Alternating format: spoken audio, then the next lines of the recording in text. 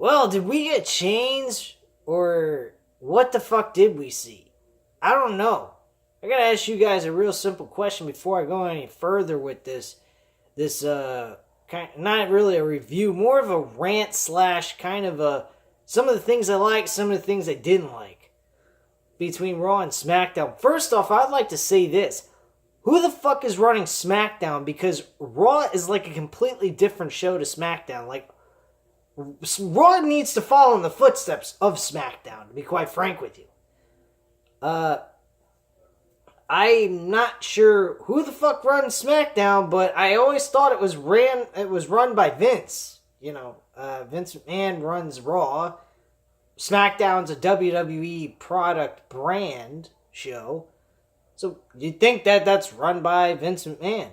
Why would Vince McMahon change anything different from SmackDown from Raw? Why would they be anything different? They pretty much have the same layout or presentation that they present you week in and week out. These two shows were two different monsters. You had on one side SmackDown actually giving you some kind of change with some really good wrestling tonight. And then last night we had Brothers Barnum and Bailey circus show with nothing different and everything the same, bland, boring, and could put you to sleep in a heartbeat. If I was a person who went to see this event live and in person and spend the same kind of money I went to see a WWE live event with the SmackDown brand, I think I would blow up and throw something in the ring and get escorted out of the building. Because what we got last night was absolute trash. Outside of Hulk Hogan's speech about Mean Gene Okerlund honoring his life and speaking about him since he was very close with Mean Gene, that was cool. Everything else, garbage. It was complete and utter garbage. Even John Cena's segment was garbage. Not saying he is garbage or anything he has done leading up to this point with his career has been garbage, but to be quite frank with you, it was the same run-on shit. And then the guy has done nothing. He's been on a losing streak. Why does he get an opportunity to be in the Royal Rumble? He's done nothing to earn it. Now, granted, I mean, he's a big mega star. He's a big name. He's had a lot of accomplishments in his career.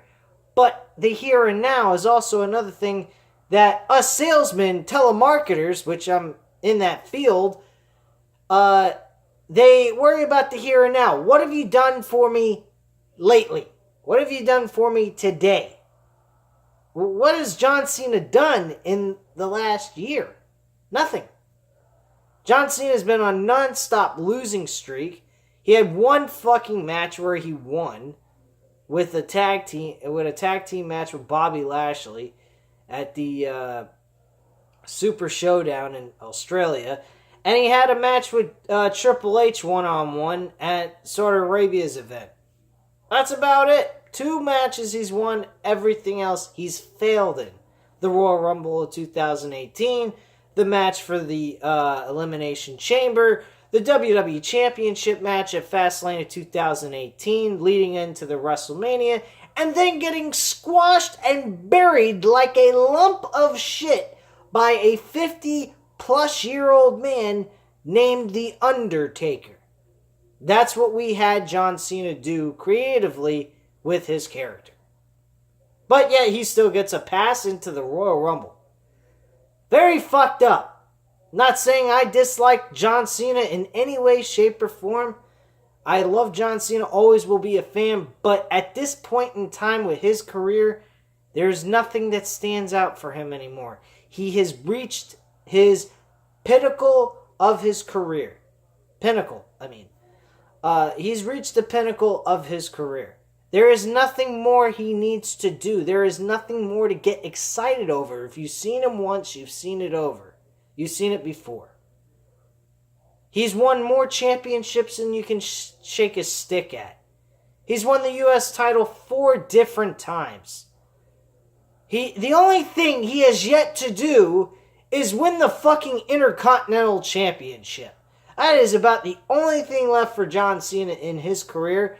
And at this point, with him being as late in his career as he is, what's the need for him to win the Intercontinental title anyway? There is none. He's not even a full-time wrestler or even remotely there half of the year. So it doesn't really make a difference anyway. So it doesn't matter. The segment with him and Drew McIntyre, though, coming out, I think him facing John Cena at a WrestleMania match would be intriguing, something different to the eye. Someone John Cena has never faced. Granted, we know that it would be another passing of the torch type feel to it. And, it's whatever. And I personally don't think that it's worth putting John Cena where he is just constantly losing, because it makes no reason for him to be there. And for him to win against a young talent that's coming up, like Drew McIntyre, it is stupid as well. You can't have Drew McIntyre lose to John Cena, and having John Cena lose to Drew McIntyre is just, it's crap. It really is. It gives no reason for John Cena to even be there. The truth of the matter is, WWE needs to bring up the young talent, build them up into major superstars, and make them face each other and battle over championships, grudges, or screw jobs that the other has done to one another. That's it. That is what we need to see on WWE programming. We need to see these mid-cards being pushed as like main event titles, as if it was a world title, by two mid-card wrestlers to help boost them up into main eventers. That is what we also need to see. Tonight, with Shinsuke Nakamura and Rusev, there is more reason for these guys to continue a rivalry. There's more reason for Shinsuke Nakamura to compete in a rematch deal where it sets him up in a rematch clause type situation. Rusev is very upset that his wife got hurt. No doubt about it. He has a right to be upset. But Shinsuke Nakamura did point out something that was really technically his fault. Knowing full well his wife was on top of Shinsuke Nakamura defending him, which is great, he kicked Shinsuke Nakamura in the face. Where else is he going to go but onto the mat? And with Lana on his back, trying to, put him to sleep in a sleeper hold type move, where else is he going to go but down with her on his back? The mat. That's it. And she got hurt. So, that's not really Shinsuke Nakamura's fault technically. Now, the attack blindedly and viciously, that is his fault for attacking Rusev and hurting him tonight for what he did. But what he did last week to Lana had nothing to do with him trying to hurt her. He had no intentions of hurting her. He wanted to demolish Rusev and trying to earn, I guess, a right to compete for the U.S. Championship. That's really all it was. But now this has turned into a Shawn Michaels, Chris Jericho punches Shawn Michaels' wife in the face type deal. Only without him literally punching, without Shinsuke Nakamura actually attacking his wife. It just happened to be she was in the wrong place at the wrong time type situation. So that's cool. I have no beef with that. I think that these two men actually put on a very good performance, especially the live event I went to see. This match went on for about 15, 16 minutes. I was very pleased with the match overall, so I have no beef with them competing at a Royal Rumble event in front of 40-something thousand plus people. I think that gives that a very, it gives it a very big eye on that matchup as if it means something. It is important. Any of these matches that are placed on this Royal Rumble pay-per-view is going to mean importance because it's in front of a 40,000 plus audience. almost the size of a normal WrestleMania event. Well, basically half of that, but still, regardless of all that, they are competing in almost a WrestleMania type feel event. So, with you having that kind of situation going on, of course, that match should be considered to be very important. And it needs to be produced to be important. Because if you're going to have that in front of 40,000 people, it sure as hell better be fucking important. So we better see some more friction building up with the remaining, I think, 2 or 3 more weeks we got left. I'm just kind of going all over the place here, so don't mind me. Bottom line is, guys, I didn't see any change with Raw. Raw had nothing going for itself. Pointless tag team matchups that mean nothing. A false count anywhere Intercontinental Championship match that should have never happened. To be quite frank with you, Seth Rollins never even earned the right to compete for the Intercontinental Championship. Then we also got him talking about wanting to join in the Royal Rumble. Fantastic. Why should he even bother caring about having a Intercontinental title match? Just have your matchup with Dean Ambrose. Even up the score, even the loss that you received. What the fuck do you care about the Intercontinental title? The Intercontinental title is for mid-card wrestlers only anyway. You're a guy that was given that belt because they had nothing creatively, main event-wise for you, so they gave you a secondary prize for you to have something to do with your career for that year. So you were the star of the Intercontinental division. Whoa! Big fucking whoop-de-doo, which most of its time has been spent with a bunch of fucking nobodies going nowhere with their careers. Back in the day when you won the Intercontinental title, eventually somewhere along the line in your career, you were going to win a world championship, or at least compete for one. Most of these guys back in the last several years that have won the Intercontinental title, or even the U.S. title for that matter, have done nothing later on in their career. They go beyond nothing. Take Dolph Ziggler for a prime example. A guy that was fucking unbelievable. Won the world title one time. Got a concussion. Was never seen again in the main event scene. Big fucking whoop-de-doo. So that's what you get. You get a concussion, you ain't used anymore. But Daniel Bryan, on the other hand, he gets a push and he fucking had severe head injury problem. Speaking of Daniel Bryan, his story development is turned really good. I have liked this new Daniel Bryan, only I wish they'd stop saying the new Daniel Bryan. I like this new character he's developed. He reminds me of a lot of CM Punk with this straight edge society. He is very much against people eating fatty foods, drinking sodas, or alcohol, or anything of that kind of nature. A lot similar to what CM Punk has talked about in his previous run as a heel back in the day when he worked for WWE. He would mention how people are drugged out losers, how they do not push themselves enough to be successful in life. They think that it's okay for people that do drugs to be successful in life, and so on and so forth. You get the picture. Well, that's pretty much what Daniel Bryan did to the opening of the show for SmackDown. So I was very impressed with that. They did something totally different. They did a promo backstage where people are by the cafeteria area where they can buy their food and stuff like that. And they were one guy was eating hot dogs, and he really used a very, very interesting metaphor here. He said, look at this hot dog. It's probably very delicious, but full of a bunch of toxic, wasted out load of garbage that this man's going to devour and then eat another one, just like they did with AJ, what they're doing with AJ Styles.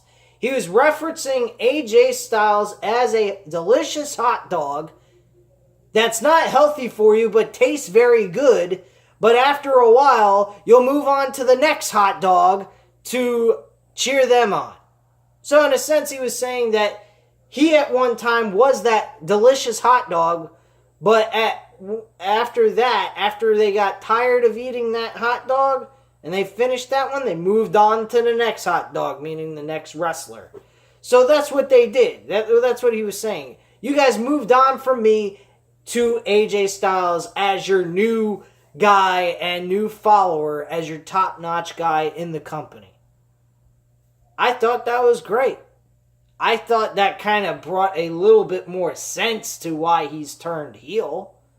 I mean, not exactly, because the fans still liked him. The fans still cheered for him and still acknowledged his existence and still would do the yes chant. So at the end of the day, he really wasn't forgotten in any way, shape, or form. But he became stale. And I felt that way. I felt he needed a change. This change reminds me a lot of CM Punk. And I think Daniel Bryan is doing a better job than what CM Punk did. He's by himself. He's not got a faction around him. He's winning matches cleanly as a heel. What better can you ask for? A heel that has confidence in himself to win without cheating. He has rarely cheated outside of the low blow to AJ Styles to win the WWE Championship in the first place.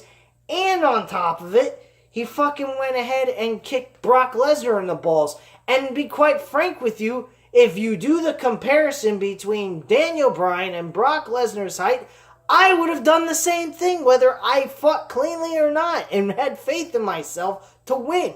I would have fucking kicked Brock Lesnar right in the fucking balls in front of the referee even and got disqualified. I wouldn't have given a shit based on a real life situation. But granted, this is professional wrestling with storylines and set fixed matches that they have to follow, so I understand that. But if you put it in a real life situation, if you face Brock Lesnar one-on-one and you're just having a fist out brawl or what have you, the first thing I'd do is kick him in his fucking balls, not try to fight him cleanly face to face. Shit, I'm only 5'6". He's 6'5". He's a foot taller than me. I'm gonna fucking have a fist fight with him? Yeah, right. You're fucking crazy. His reach is 80 inches. Mine's probably like 50 or something. Who the fuck knows? Bottom line is, Daniel Bryan's gimmick, it works. It's a very good gimmick. It gets you to technically hate him.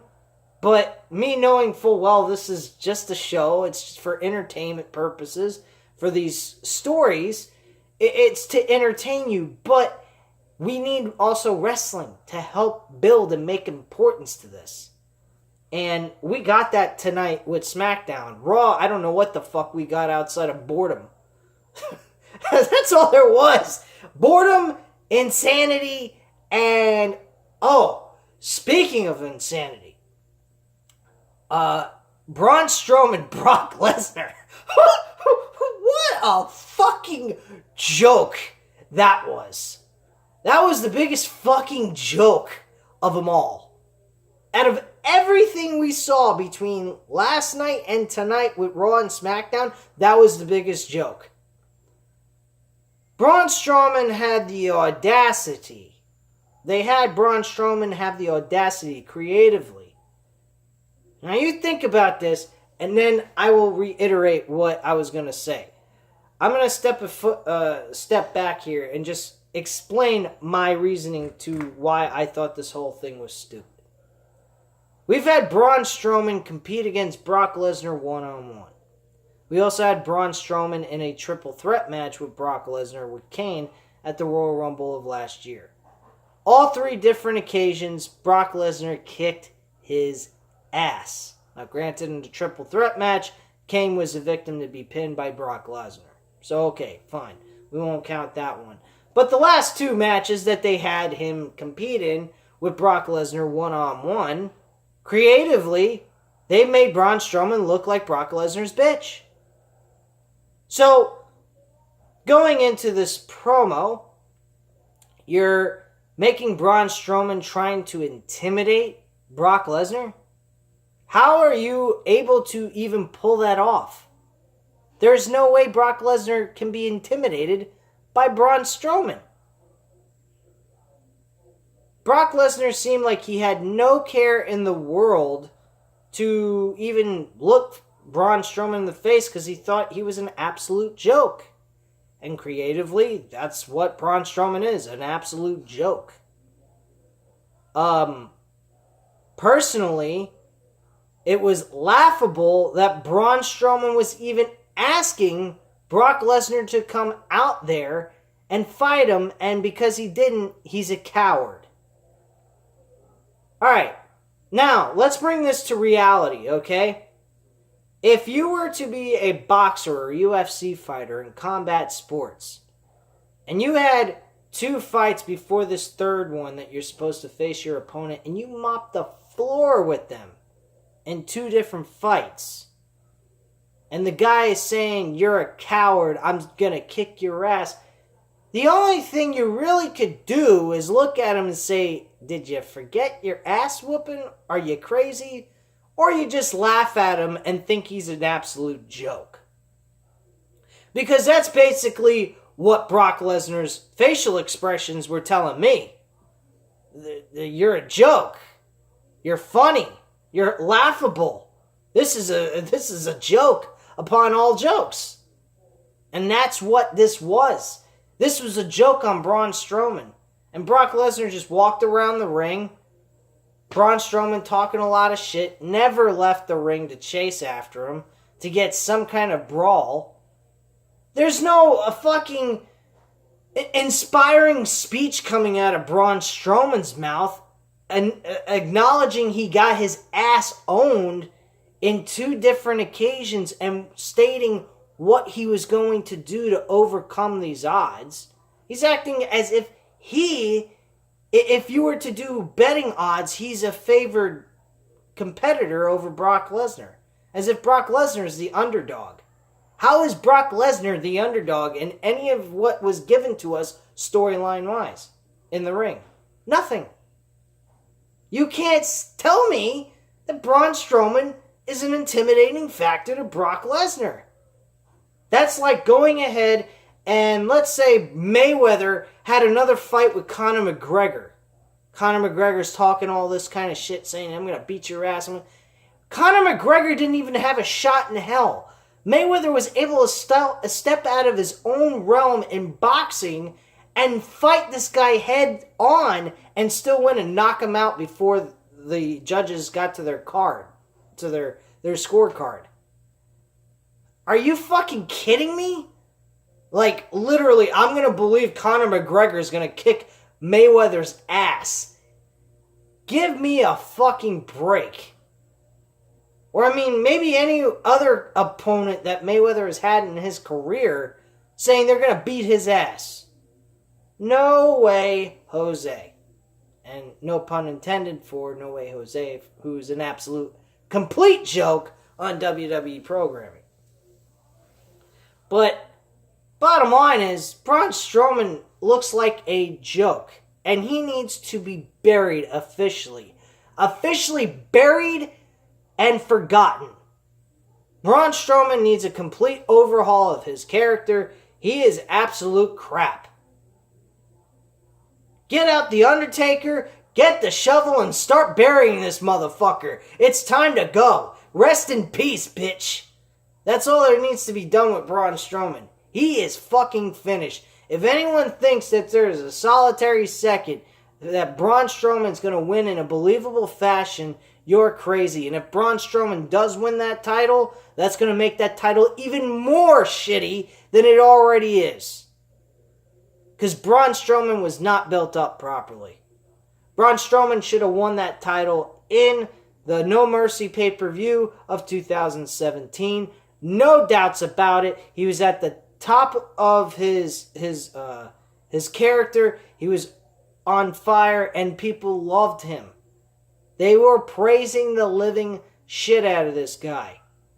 And why not Braun Strowman winning the Universal title? We get to see Roman Reigns and Braun Strowman compete at WrestleMania for the Universal Championship with 2 full-time wrestlers, despite the fact that what everyone thinks about Roman Reigns until he got his leukemia. I don't care. I didn't even like Roman Reigns, but I will admit one thing. When you got Braun Strowman and Roman Reigns in the middle of that ring, you had a believable fight on your hands. And if they would have had those two men compete for that Universal Championship at WrestleMania in a hardcore rules type matchup, I would have been all for that shit, because that's what I wish would have happened. Yes, that came out of my fucking mouth. Roman Reigns main eventing with Braun Strowman. Because I would have rather seen that than Brock Lesnar versus Roman Reigns for the 50 millionth fucking time with this whole bullshit making people think that Roman Reigns would have beat Brock Lesnar cleanly. Get the fuck out of here. That's what I have to say on that. So, Braun Strowman, my friend, get buried, enjoy the dirt, and take it in, my friend. Take it in, because you're in for a long haul of an ass whooping of a lifetime, because that's all they need to do to you is beat the shit out of you, because that's all they made you, as Brock Lesnar's bitch. That's all I have to say on that subject. Now, the winner of the triple threat match to crown the number one contenders for the Women's Championship on SmackDown. Asuka versus Becky Lynch. I like the matchup, but I don't like the timing of this matchup is wrong. Becky Lynch needs to be in the Royal Rumble. Why aren't we going to see her compete against Ronda Rousey, a matchup that nobody would have expected to ever happen and was anticipating to happen at Survivor Series of 2018? I would have been fine with even Charlotte and Becky Lynch in a triple threat match for Ronda Rousey's Raw Women's title. Now, don't get me wrong. Asuka versus Becky Lynch one-on-one, I like it. But I think it's the wrong time for that. Becky Lynch doesn't need to be on SmackDown. She needs to be a Raw woman wrestler. Raw needs Becky Lynch. That's the truth. Raw needs Becky Lynch. SmackDown don't need Becky Lynch right now. SmackDown has a good set amount of women on their roster that they've built up somewhat and just continue to do so, and they'll even get better. But Raw needs a big name like Becky Lynch on Raw, competing with Ronda Rousey and all the other females on Raw to help build them up as well. That is what needs to happen. That's what Raw needs, an injection of Becky Lynch, her attitude. The reason why Becky Lynch is getting over is because she's got an attitude. See, Attitude Era wasn't about, it was never really about the adult type settings. It was about having a heart, having the will to want to actually give you a show that you'll never fucking forget. Someone that'll be outspoken and full of intensity. Something that we saw with Daniel Bryan when he was leaving the arena tonight. That is what we need to see. When he was doing that speech of his, showing, I have intensity, I have a lot of viciousness inside me, and he hasn't witnessed it yet, but don't worry, at the Royal Rumble, and even before the Royal Rumble, he will witness my viciousness. And he was screaming at the top of his lungs, veins popping out of his neck and out of his face. You saw something in him that drove him to want to prove that he's the absolute best. Even though, yeah, it's a storyline. It's a fixated show given to us in a presentation. The presentation and the delivery was what matters. And what he gave me, pure intensity, pure will, pure, wanting to prove I am the best. And he gave that to me tonight. Absolutely love Daniel Bryan's deal. And Becky Lynch delivers the same exact way. I gotta give SmackDown another bit of credit. They helped Carmella mean something in this triple threat match. They made her mean something. And the reason why I say that, it wasn't the match she had that made me interested in seeing her in this triple threat match. It is what they had her do backstage. They had her in a setting where she's not acting like a buffoon. She's serious. She wants a shot for the Women's Championship. She's been out of the title picture being a sideshow freak. She was a sideshow freak carrying the title. And I think that would have been the best person to win this match. I think she should have won in a very lucky type ending, beating probably Charlotte or Becky Lynch. Whichever it would have been fine to me personally. Other people, they might have been a little bit picky about that situation. But I think Asuka facing Carmella would have been the better choice because of the fact that Asuka would have had an opportunity to revenge her loss to Carmella. I think the truth of the matter is what we should have been seeing and what we should see is that Asuka is revenging her losses to Carmella and Charlotte. And I think Charlotte should be competing for the women's title on SmackDown for Asuka to beat her at WrestleMania. That's what I believe we should be seeing, at least.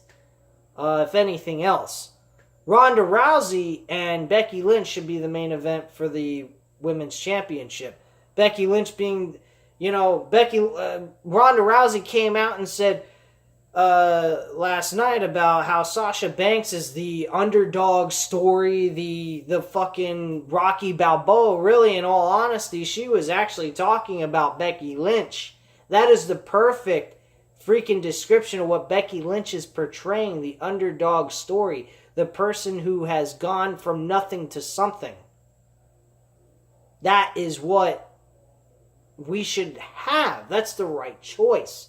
Becky Lynch facing Ronda Rousey. Becky Lynch winning the Royal Rumble. Charlotte getting pretty much beaten by Asuka at WrestleMania 35 for the SmackDown Women's title. 2 fucking awesome matchups in one event of WrestleMania. When have you ever seen 2 women championship matches when you had the brand split that got you excited? I don't remember that. This would have been the first, but instead, we're not going to get that. You know what we're going to get? We're going to get Charlotte versus fucking Ronda Rousey. Now, don't get me wrong. Charlotte versus Ronda Rousey has a right to happen. There was a situation that happened at Survivor Series that gives it a reason to happen. But at the end of the day, why the fuck wouldn't Becky Lynch have that opportunity when she never had a fucking shot at facing Ronda Rousey because of what Nia Jax did to her? I don't know. But what the fuck do I know, right? I'm just a guy who does a fucking couple of videos here and there every couple of videos every month. And I review NXT and a couple other promotions, and I don't know shit, right? Here's the reason why I haven't given you guys any fucking reviews or any kind of modern day videos of the WWE's main roster product. There's nothing to review about. It's the same rhetoric shit, just like their fucking show. All I could do is come on here and complain and bitch and moan about shit that's not going to change. And to be quite frank with you, outside of SmackDown's episode, I didn't see any fucking change. Raw had no change whatsoever. It was the same run-on show, like someone with bad grammar, a run-on sentence. They're stupid. They had a fucking circus for a show to start off the new year live in person. SmackDown did it right. Kudos to SmackDown. They win the battle of WWE brand supremacy for this week's episodes. So goody for them on the main roster. I give them kudos. Oh yeah, I did forget about Miz and Shane McMahon. That is actually kind of... I find it interesting, but at the same time, I discussed this with my friend. He even told me, I think this is absolutely stupid. I find no reason why Shane and Miz should be getting an opportunity against the Bar for the SmackDown Tag Titles. I find that to be true. I can't disagree with them, but at the same time, we're talking about change. We're talking about something different. Shane McMahon and Miz are a different tag team. They've never tagged before. Honestly, it would be interesting to see them win the tag team titles. And the reason why I say that is because I think they might actually pull off a really good match with the Bar and look very good doing it. I definitely like The Miz, the way he has been acting lately, he's trying to push himself to be the best, and he's also all of a sudden got these daddy issues that were never brought to our attention in the past. But all of a sudden, apparently, he has a dad issue where his dad is not very happy with him or what have you. I don't know what the fuck's going on with that. But for him and Shane to win the tag team titles, they both have experience wrestling. They've had some high marquee matchups and so forth. For them to win, I wouldn't have a problem with it, but I do believe others would. And for those people that would, all right, fine. I get your understanding. They never did anything as a tag team. This would be the first tag team matchup they'd ever have, and they're going to win the tag team titles. I mean, come on. I honestly think a really good tag team would be Rey Mysterio and Mustafa Ali, which, by the way, they tag teamed together tonight. They put on a hell of a fucking matchup. Very impressed with those two against Samoa Joe and Andre Cien. Very good matchup. But going on to that, stating what I had to say on that, about that tag team match with Mustafa Ali and Rey Mysterio, I would love to see. There's a rumor that Rey Mysterio and Andre Cien would be competing for the U.S. Championship possibly at WrestleMania. Why not throw Mustafa Ali in that mix and make it a triple threat match? Could you imagine the kind of matchup these three men would have? Now, I understand multi-men matches aren't always the best thing to do. It has to make sense. There has to be some kind of rivalry, you know, in the sense of like The Rock, Undertaker, Kurt Angle. That was a very good triple threat match that made sense and had a reason to be taking place. Chris Benoit, Triple H, and Shawn Michaels at WrestleMania 20. That made a lot of sense for them to have that. Triple H and Shawn Michaels haven't end their differences with each other, and Chris Benoit just recently won the Royal Rumble of 2004 to go on to face whoever he chose to face in the main event of WrestleMania 20. That made a lot of sense for that match to happen in a triple threat setting.